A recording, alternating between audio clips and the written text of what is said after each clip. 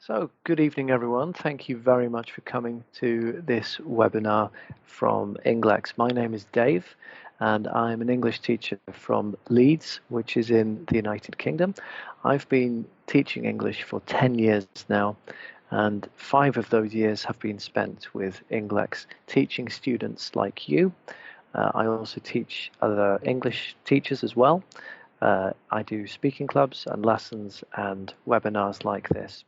So when you teach people from one country, or countries, of course, like Ukraine, Belarus, and Russian-speaking countries, you do learn a lot about the way people speak, the way they learn, and some of the problems that they have with that language. So what we're going to do tonight is we're going to look at some examples of what I call Russian English. So that is English spoken by typical students, and we're going to look at some of the very, very common mistakes that are made and how we would fix those in a very, very basic example. The mistakes are very easy to make, and each mistake that we talk about tonight will have been made many, many times, and they're all very real examples that I've got from my own students. So the questions are very basic, things like what did you do at the weekend, or how's the weather, and then we're going to look at those answers and how we could improve them and make them perfect so people understand you. It's important to be able to answer those simple questions because that's the beginning of a conversation, and it's a way of showing that you're fluent, that you understand people, and that creates trust at the beginning of the conversation. So we're going to look through the Russian English first and then break it down into several parts, and I'll explain each mistake and how we could improve it. And then if you have any questions, then you can type them into chat. I won't answer all of them during the presentation, but I'll do my best to answer as many questions as I can at the end. So hopefully everyone can hear me and see me, and we'll begin with the first slide. So let's look at each part of this particular piece of text. Yeah. It was, slide gone. Good, so it was usual weekend. I came to my mother, she is living in other city. Okay, the word usual is something that we use to talk about time. That's why you might have a usual lesson time with one of your teachers, or usually have a meeting on Monday morning at 9 o'clock, for example. Usually is all about time, which is why I would say it was a normal weekend or it was a typical weekend. Yeah. So second part, I came to my mother. So we come or we go to places. Yeah, we do not go to people, but places. So that's why I've changed it to I went to see my mother. You could say I went to my mother's house, but really the important thing is that you're seeing your mother, and we assume that that's where she lives. She lives in other city. I've changed that to she lives in another city. Why? Because an, other, another, one other, just like an apple, one apple, another. Other is used for many things. So you could say other places, other cities, but when there's just one, it's another, because it's an, other, another. Okay. This city called Tula, well, that's just bad grammar, so called Tula, because the city is called Tula. Yeah, and I've just put a comma there. I went to see my mother. She lives in another city called Tula, so we can have that as part of the same sentence. Okay, next part. I went to the city by car, but it was bad traffic. So I drove there. I drove there. There's nothing really wrong with saying I went by car, but it isn't right. It's just not what we say. There are things that are wrong, and there are things which are grammatically possible. It's not what people say. So I drove there. Yeah, not by car, because you can't drive a bike. You'd ride a bike. You can't drive your feet because you walk. So I drove there, but the traffic was bad. The reason we can't say it was bad traffic, because what's it? Yeah, the traffic was bad. So I was late for 1 hour. So for is how long something lasts. Yeah, so we've been trying to get the webinar working for 40 minutes, for example. That's how long something happened. Yeah, so if you are late for 1 hour, that means for an hour you're late, but then you stop being late. But you can't stop being late if you're already late. So I was 1 hour late. You can be an hour early, an hour late, for example. That's how it works. We went to a museum together. Not some museum, because some is many. We went to some places. We went to some museums. We went to some shops. But again, some is many. Okay, so we went to a museum. It was so interesting building. Well, no. It's a common mistake. So is very much like the word very. Yeah, so you could say it was a very interesting building, but in this example we've changed it to it was such an interesting building, or the building was so interesting. And there were a lot of fascinating things there.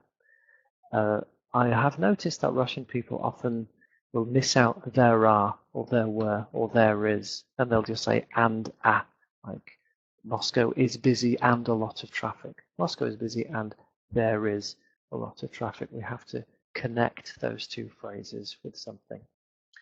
Also, we had a dinner at one of the restaurants.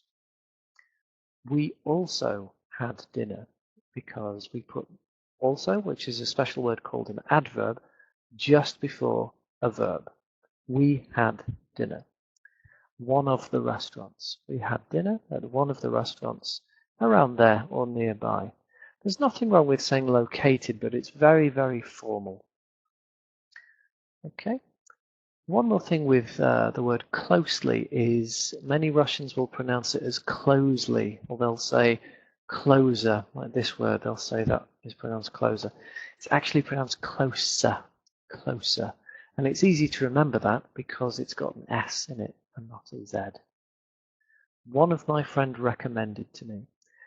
The word recommend or suggest or advise is like the word say. So you, instead of recommending someone, you'd recommend something. Or you can suggest something. You can suggest something to someone or recommend something to someone, but we cannot recommend people. I hope that makes sense. So I've changed that to one of my friends recommended that restaurant and suggested we go. I've changed this restaurant to that restaurant for one very, very important reason. And if you've had lessons with me or if you've come to my speaking clubs, you'll know why I talk about the word this and that a lot.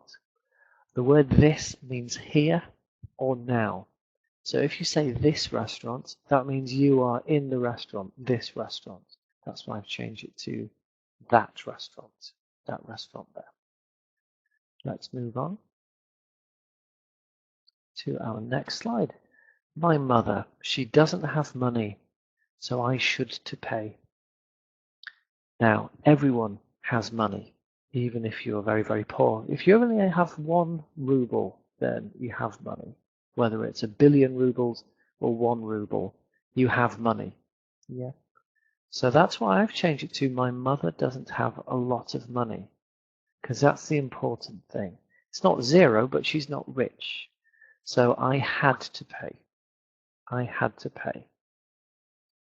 It's very common to mistake should and had to. Should never has to afterwards. Should is about something being a good idea. So there's a really interesting museum. You should go.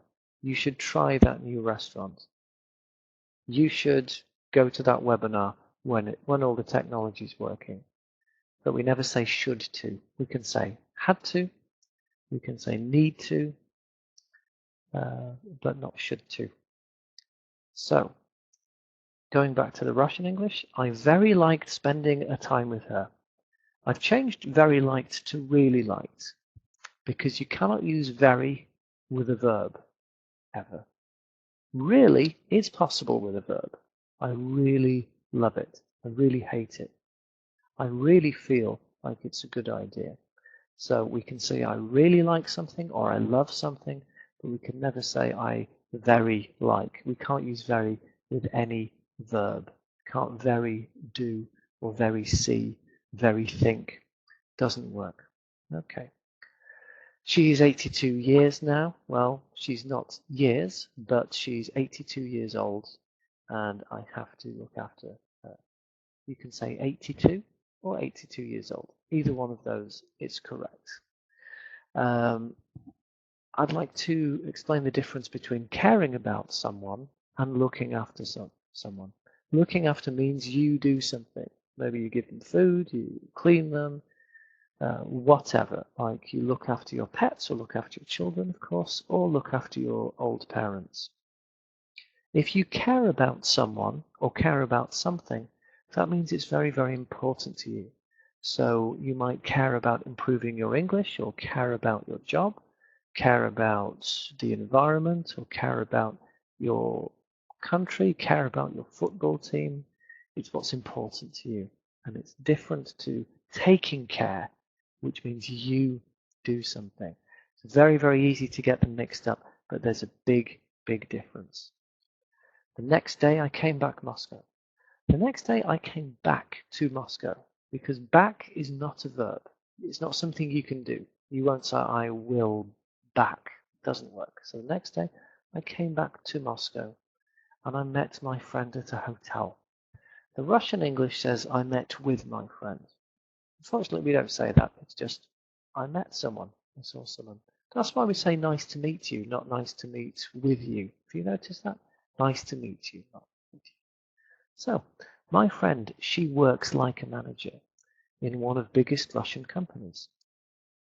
My friend is a manager. Why would you say my friend, she is? Think about your first English lesson. You probably learned something like, my name is Tatiana, my name is Irina, not my name it's.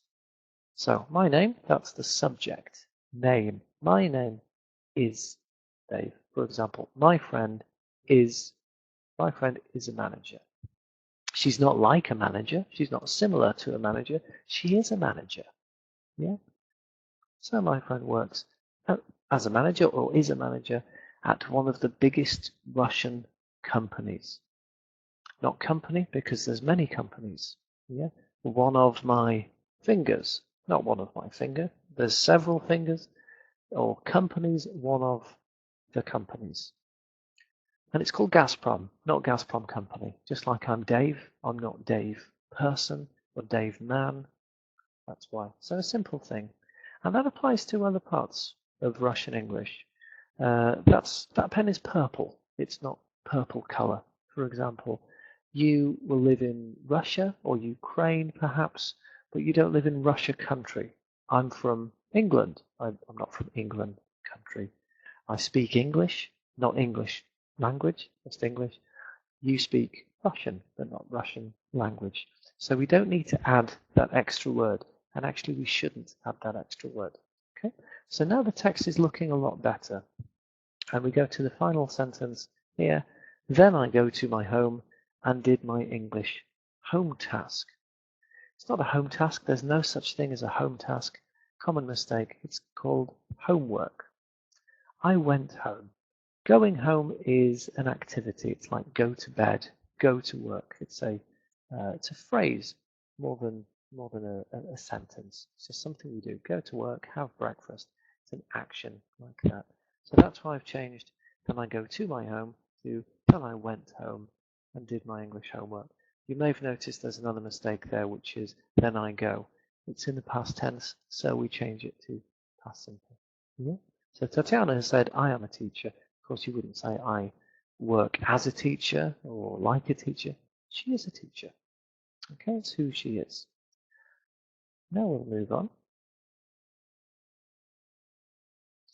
Okay, so another thing that I ask my students, a very basic thing, which is, what's the weather like, or how's the weather?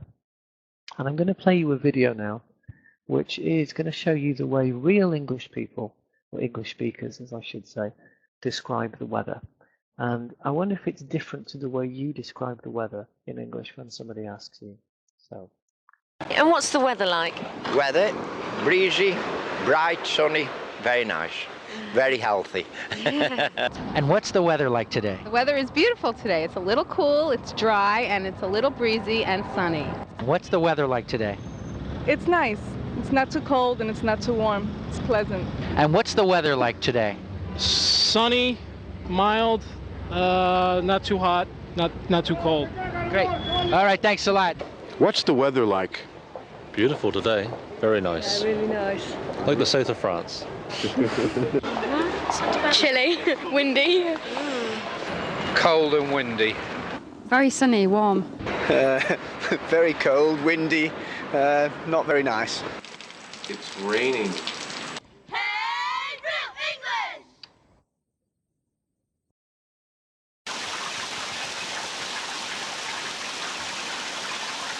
What's the weather like today? It's cloudy and damp. And what's the weather like?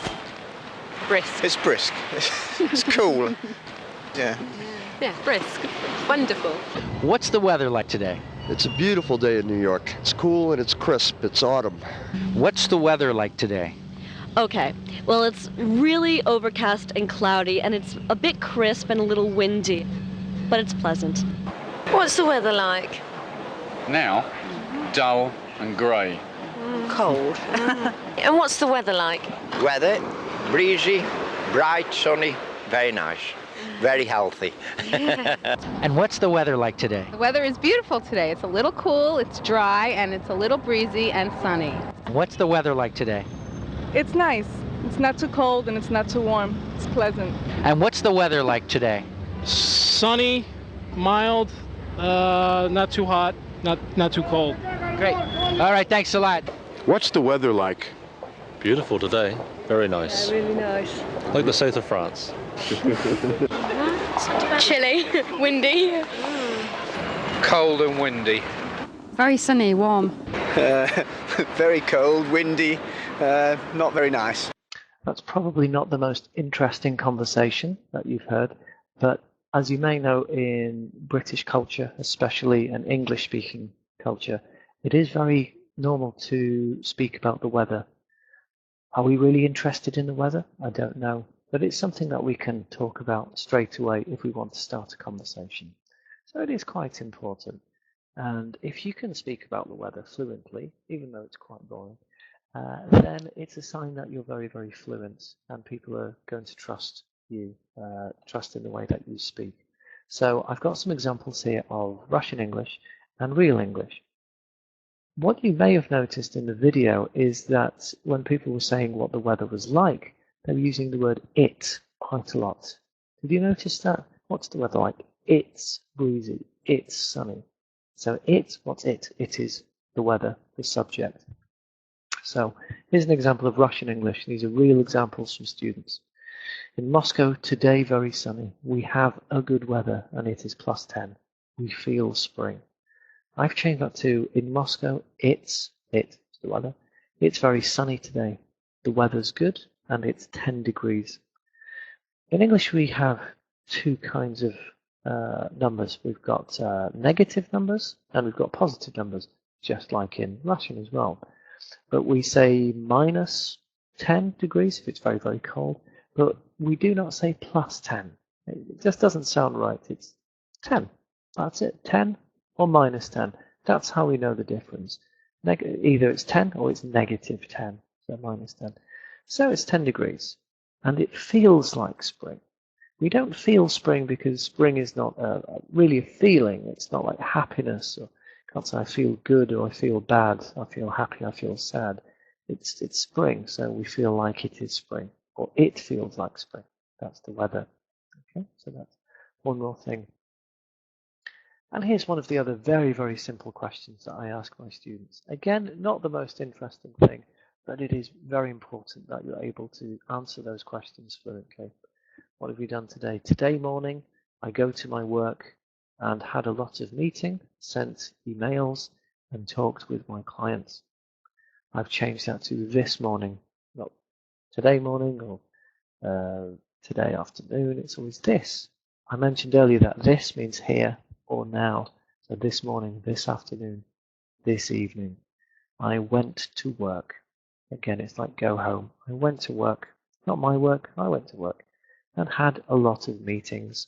Not a lot of meeting, because there were many meetings, so it's plural. Sent emails, not emails, but emails.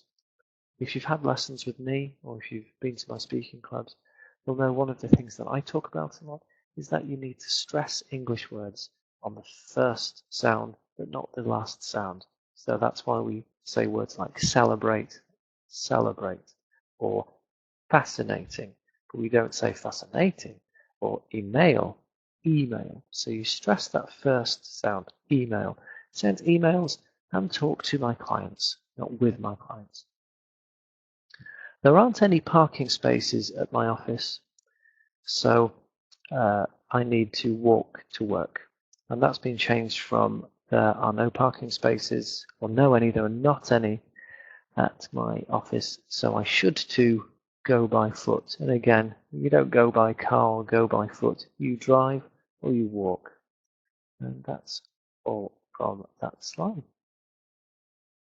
Moving on, and then I will often ask my students what they're going to do later, because I want them to practice the past tense, what did you do the weekend, the perfect tense, what have you done today, but I want them to talk about the future as well, so they use those 3 different tenses just in a few minutes at the beginning of the lesson.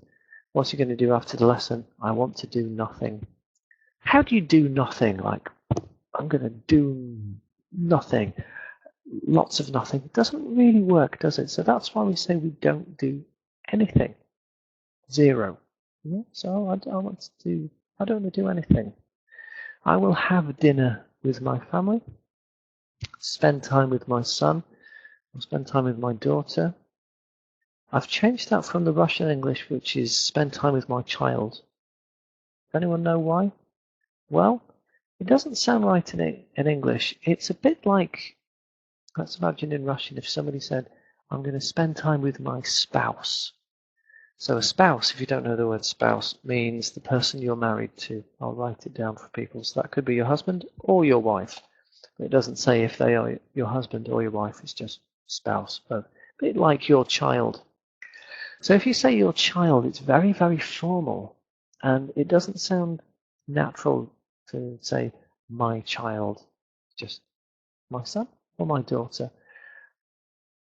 It's not really a rule about that, but again, it just sounds right to us. So I spend time with my son, my daughter, and then I will watch a TV show with my husband. Now, how is the Russian English different here? Then we will see a TV serial, which is just the wrong word, so it's TV show, with my husband. But notice, we will see a TV serial with my husband. Who is we? Well, we, as you know, means 2 or more people. We could be 2, could be 1 million. So if you say we will watch a TV show with my husband, you're saying we, so 2, and then you're adding my husband. So that's 3, could be 4, 5, 6, for example. So that's why I've changed it to I will watch a TV show with my husband, because now we know that there's only 2 people there. So Tatjana's made a very good point about the previous point with son and daughter. You'd say my sister or my brother, not I spent time with my sibling. Again, it's correct, but it's not what we say. That's all. Martha says that it sounds so Russian, and I think it would be because these are all real phrases. Everything that I've shown you tonight is what real students learning English have used. They're very, very easy mistakes to make. Sometimes you might know it, but you still might make the mistake when you're speaking, which is why it's important to slow down and think a little bit more before you speak than you would do when you're speaking Russian or Ukrainian or whatever your first language is. Just spending a little bit more time thinking, and then you're less likely to make those mistakes. Okay. Somebody has said, why TV show and not series? Because TV show is what they are. And a series means like a sequence. Yeah, like number 1, number 2, number 3, that's a series of something. All right. So now I'd like to give you all the opportunity to ask any questions that you might have. So you can just write them down in chat, and I'll do my best to answer them based on everything. And we're going to start with some questions that people sent in earlier. So this is one from Olga. Can you recommend me a good school in the UK to learn English for adults? Well, Olga, it depends. I was about to say Ingleks, but then you said in the UK. You should probably decide where you want to learn. There are some very good schools like English First in London or Brighton, and that gives you a good chance to visit Britain at the same time. So it's a holiday and you can learn. I don't know about many different companies, so I couldn't recommend one or the other, but my advice is to choose where you want to go first, and then look at the different schools, maybe talk to your teacher about them, look at the reviews as well. Certainly if it's a company like English First, for example, then they have a good reputation. And if they're independent, because there are hundreds of schools, then always check the reviews and see what people's experiences have been. Sometimes independent schools can be better than the bigger ones, and they might be cheaper. They certainly have fewer rules and regulations, so you might get something that is better in some ways or worse than in other ways. But just choose where you want to go first, I would say. Why I really liked past simple was another one from Olga, I think. Well, because we're talking about the past. So you could say, I really like something, or I really liked it at the time when I was experiencing it. So we went to the cinema, we watched a film, and we both really liked it. Just because you're keeping it all as a story. And that's what past simple is. You're telling someone a story, whether it's something really interesting like Game of Thrones, or if it's just what you did yesterday. So that's why it's important that you treat the past simple like a story you're telling. Margarita said, care about and look after, interesting to know about the difference. I think that wasn't a question because I did explain that earlier. So I can't read your name. I think that's Victoria. What about shortening English words like you, just the letter U, instead of Y-O-U? What do I think about it? It's something called non-standard English, basically slang. So you is used a lot in things like text messages or on Facebook. And since we've had smartphones that can predict the whole word, people haven't used you or abbreviations or single letters quite as much. You can use them if it's informal, if it's in an email or you're talking to a friend, but obviously you would never put it in anything professional. So don't put it in your CV or don't put it in a job application or write it to a client. If a good indication of what kind of language to use, formal or informal, is just observe what the other person is doing it. So if you get an email and it has slang in it, then you can be more informal. If the email is formal, that's probably what you should do as well. Okay, may I say I work as captain? Because you're not, because you are a captain, just like I am Dave. I am not as Dave, I'm not like Dave, I am. Okay, that's it. What's the difference between I doesn't have and I haven't got? Well, the big difference is I doesn't have is wrong and I haven't got is right. So you could change I doesn't have to I don't have, because it's not does not have, it's I do not have. So that's it. How would you recommend to learn phrasal verbs? Well, if you look on the Ingleks YouTube channel, there is another webinar about phrasal verbs from earlier this year, in February, I think. But it's a big topic, and there are long lists you can find online of the top 100. So something I do with my students is I look at all the phrasal verbs beginning with A and then B, but it takes a long time to learn them. And the best way to learn them really is to do it the way I learned them, which is listen to native English teachers, speakers, sorry, on TV, on English news, for example, and listen to how they've used them. You can write them down if you don't understand them, talk to your teacher about them. It's a big, big, big subject, and so many students ask me, often at the end of a lesson, how do I learn about phrasal verbs? But it's a huge part of English. So don't worry, but it's something that takes quite a long time to learn, and you never stop learning because there are new phrasal verbs for me as well that I see. So something that's constantly changing. Will Americans understand me if I speak if you use British English? 99.9% of the time, yes, absolutely. Especially since we share so much media. We watch each other's films, we read each other's books. So there's very, very little to differentiate between British English and American English. And you will be understood by British people or Australians or Canadians or South Africans, because remember that it's not just those two countries. And they will understand you if you use other kinds of English as well. There isn't really a big, big, big difference compared to different Spanish dialects. For example, they can be really, really different, like Spanish or Catalan, which is what they speak in Barcelona or Barcelona, using that pronunciation, or the hundreds of different Chinese languages that there are. There's so little difference that it isn't really worth worrying about. Okay, could you explain the difference again between a TV show and a TV series? It's written in the dictionary. Okay, so a TV show is what they call them in America. A series is, again, it's a sequence of something. So it's to show you that there's an episode and then another episode and then another episode. So it could be a kind of show, really.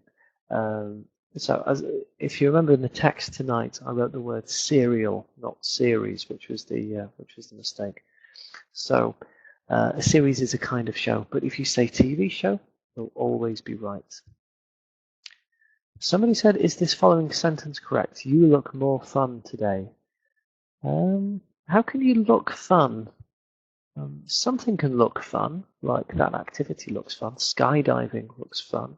Playing football looks fun. I don't know if someone can look fun, so I would say no to that. Is there a dramatic difference between used to and would when it comes to repeated actions in the past?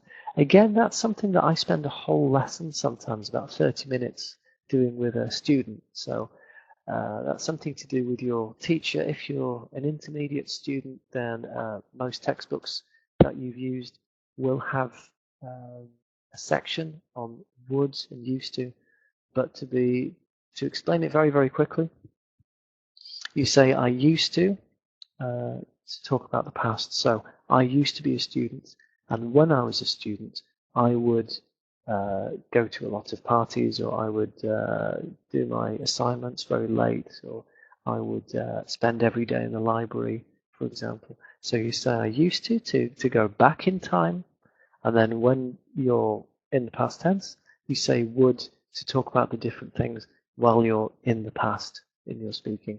Okay, so used to takes you back, then you say would when you're in the past. But you could say used to while you're in the past as well. Okay, what is subway or underground? Sub. The prefix sub means below. Yeah, so something could be substandard. Sub-zero temperatures, for example. So the subway is the international word for that kind of underground train system. That underground is one of several nicknames for the subway in London, but a subway is a kind of underground transport. If you say subway, everyone will understand you. In London, you might know that we call the subway the tube. But they're the same thing. Another way of explaining the difference could be to say that subway is more American, underground is more British, but really everyone's going to understand you. Okay, so don't worry about that. Could you comment on it, if possible, in your opinion, to gain BE accent or British English accent without staying in Britain? Okay, accent's an interesting thing because it isn't an important part of learning a language, in my opinion. It's different to pronunciation. So if you pronounce a word correctly, someone will understand you. But using an accent means you could pronounce things slightly differently, but you're going to be heard, you're going to be understood if it's an Australian accent or a Scottish accent or a South English accent or a Northern English accent, which is a bit like mine, or Canadian accent. So I don't know why you'd want to learn that accent unless you're an actor or a performer of some kind. But it is something that a lot of students want to learn. But once they have a few lessons, they realize it's not actually really, really important to have an accent. In my opinion, your accent is part of your identity as well. However, if you want to learn a British accent, learn it the way I did. Listen to people with a British accent. You don't have to live in Britain. In fact, if you went to a city like London, you might not speak to a British person all day, depending on where you work, because it's very much an international place where you'll be working with people from all over the world, and there's hundreds of languages and thousands of accents as well. But if you really, really want a British accent, then listen to British people, watch BBC News. You can watch something like Game of Thrones, for example, where everyone has a British accent, watching it in English, of course. Other popular things would be Harry Potter. So all of those films have a completely British cast, so if that's something you enjoy. But something really easy you can do is just watch the news and just listen to the way people speak and just copy them. That's it. Just like make a game out of it. So that's how you would do it. Let's go through some more questions. Alex asked, what common mistakes can we encounter when we translate text from English to Russian other than grammar? Okay, well, I would answer that question by suggesting something. Write something in Russian, get Yandex or Google, translate it into English, and then get that translation, and then translate it again back into Russian. And then you'll see some of the strange things that happen. You get, instead of getting the perfect translated word, you'll get a synonym, but it could be a negative or positive synonym. So that's why you need to be careful. You could say something really, really rude to someone, because there are ways of saying something is good or bad with the same meaning. Let me give you an example. If you say something is inexpensive, that's really, really good. If it's cheap, this hotel's cheap, I don't want to stay here. That's a negative thing. But it's the same meaning. It means it's not expensive. But so inexpensive is good, cheap is bad. And that's it. So that is one of the reasons we need to be careful about translating things directly. It's why learning phrases is so much more important than just learning words. Overall, the main issues with Russian English and real English, which is what the subject of tonight is using English words but with Russian phrasing and sometimes Russian grammar as well. So those are the main issues that overall need to improve in learning and teaching English in Russia, if that's what people want to do. In my opinion, after 5 years of teaching, I've been teaching English for 10 years. As I've said, I've taught people from Japan and China, Russia, of course, but Germany and France. And I've noticed there's more of a culture of translating in Russia compared to other countries. It is the quickest way of doing it. It's the easiest way, but it's not the best, unfortunately, as amazing as technology is.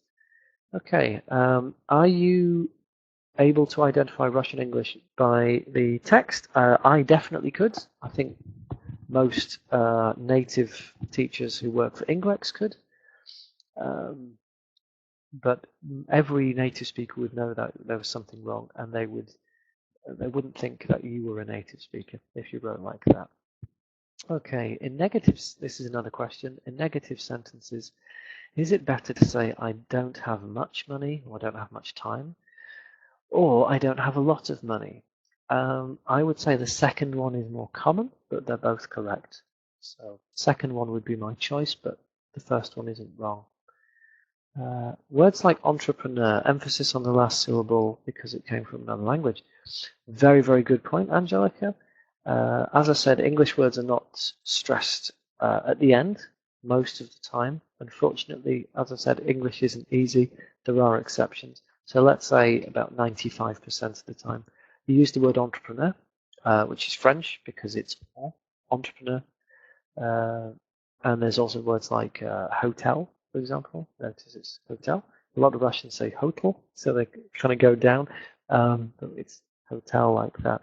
And that is another word which we've borrowed from French, and that's a borrowed word. So there are many, many words which do not come from English, but we often use the stress and the pronunciation from the original language, like entrepreneur. Okay, so I'm going to have a look at some more questions. Uncountable nouns, are they singular or recommends?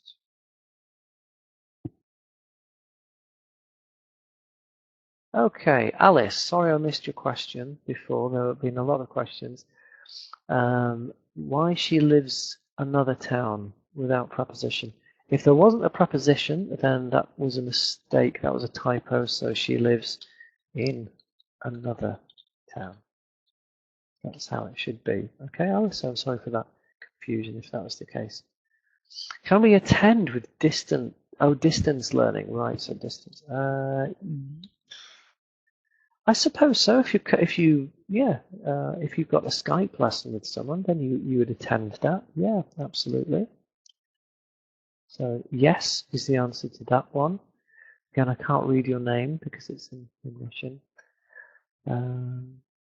Okay.